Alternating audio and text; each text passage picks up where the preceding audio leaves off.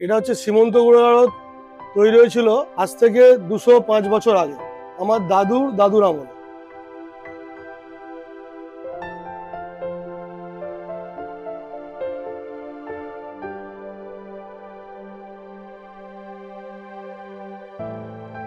আমি তন্ময় বেরা, সীমন্ত গুড়ের আড়তের কর্ণধার। আমি হচ্ছে 6th জেনারেশন। তখন শুনেছিলাম বাংলাদেশ থেকে গঙ্গায় ভেলায় করে, নৌকায় করে গুড় আসতো। সেই গুড় এসে এখানে ঠেলায় করে বিক্রি হতো।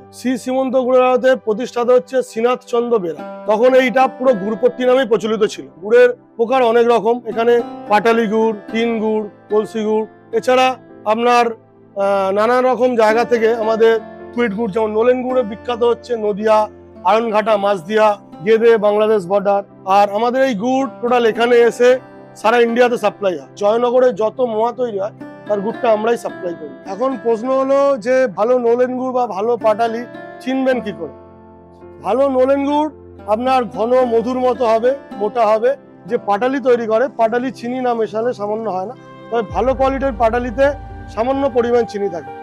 যে কালচে টাইপের যে পাটালি হয়, যে দেবীপুরের পাটালি হয়, সেগুলো আপনার ধরার সঙ্গে সঙ্গে ভেঙে যাবে। সেগুলো হচ্ছে খুব ভালো কোয়ালিটির পাটালি।